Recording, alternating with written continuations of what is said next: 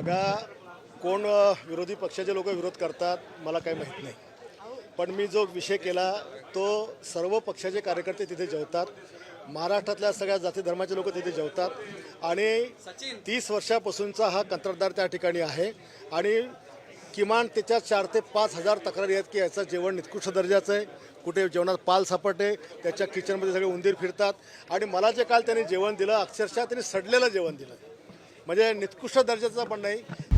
आता isakal.com आहे देशातील नंबर 1 ची मराठी न्यूज वेबसाईट. प्रत्येक अपडेटसाठी isakal.com ला नक्की भेट द्या. सडलेलं जेवण दिलं. ज्यावेळेला मी त्या जेवणाची म्हणजे मी त्याला जेवणाची ऑफर काय केली, मी 2 चपाती दाल आणि भात मागितला. एक घास खातल्यावर मला कळलं की हे एकदम पॉयझनिंग सारखं आहे. दुसऱ्या गाळा मला वॉमिटिंग झाली आणि मी ते घेऊन कॅन्टीनमध्ये गेलो आणि त्याला त्याचा स्मेल दिला तर तो म्हणा हे बहुत गंदा आहे. मी एकाला नाही दिला, त्यात 10 लोकांना दिला आणि त्याला मी अनेक वेळा समजून सांगितलं की जेवण तू चांगलं देत जा.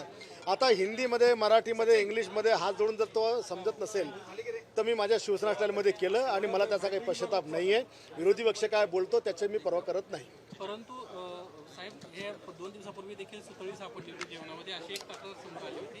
तो देखील व्यक्ती त्या ठिकाणी होता. खूप आहे. तुम्ही संध्याकाळ तुम्हाला इतक्या लोकांच्या प्रतिक्रिया येतील. तुम्ही आता सोशल मीडियावर बघा लोक काय करून सांगतात, सगळे सांगतात, आपापला अनुभव शेअर करतात. आमदार अनुभव शेअर करून राहिले, अधिकारी करून राहिले. मला खूप लोकांच्या फोन राहिले की खरोखर इथे मक्तेदारी आणि मला एक कळत नाही की तिथल्या MDना आम्ही सांगतो की या जेवणाची तपासणी करा, फूड अँड ड्रग्ज वाल्यांना सांगतो, हे लोक का करत नाही. आता मी शिरवळ साहेबांना भेटून आलो, त्यांनी सांगितलं की आम्ही मागे 2 महिन्यापूर्वी नमुने घेतले तर रिपोर्ट अजून आला नाही. मग यांचे जर 2-2, 4-4 महिने रिपोर्ट येत नसतील तर मग हे काय लोकांना जहरच खाऊ घालणार आहेत.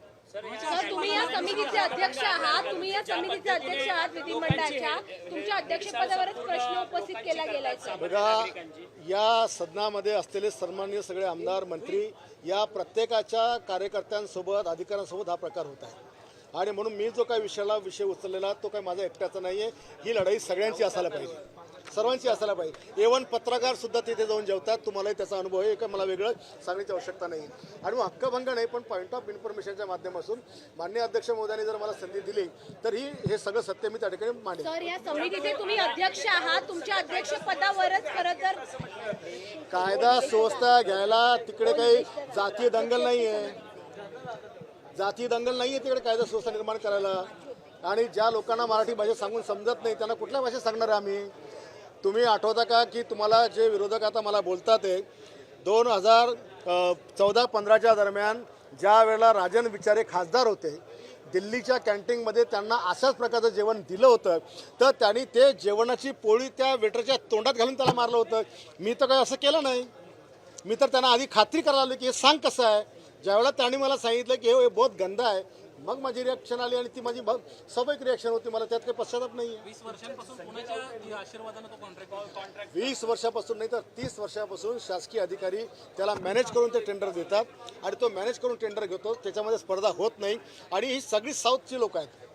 मला साऊथची आहेत का हिचे मला त्याशी देणं घेणं नाही आहे. जो कोणी असेल पण तो आपल्या लोकांच्या जीवाशी खेळतो, त्याच्यावर कारवाई झाली पाहिजे. परंतु कॅन्टीन चालक जो आहे तो मोठ्या प्रमाणात पैसे देखील घेतो आणि अशा निकृष्ट पद्धतीचं जेवण सुद्धा देतोय.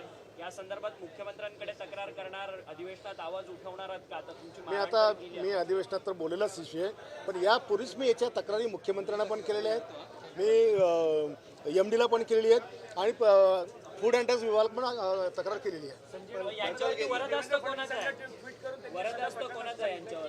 वरदहस्त संजय राऊताला म्हणा राजन बिचाराचं पटलं होतं का तुला? त्याचं कसं समर्थन केलं होतं?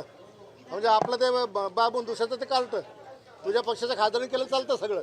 आणि संजय राऊत आणि त्यांच्या शिवसेना पक्षाने हे शहाणपणे आम्हाला शिकवायचे का? जी शिक्षा बाळासाहेबांना आम्हाला दिली ते संजय राऊत आम्हाला काय शहाणपणे शिकवणार आहे? सर, पण या कोणाचा वरदहस्तामुळे हे सगळं कॅन्टीन सुरू आहे? हे अधिकाऱ्यांचा वरदहस्त आहे. अधिकाऱ्यांचे साठं लोटे आहेत. अधिकारी जे पैसे घेतात त्याच्यामुळे हा सगळा प्रकार आहे.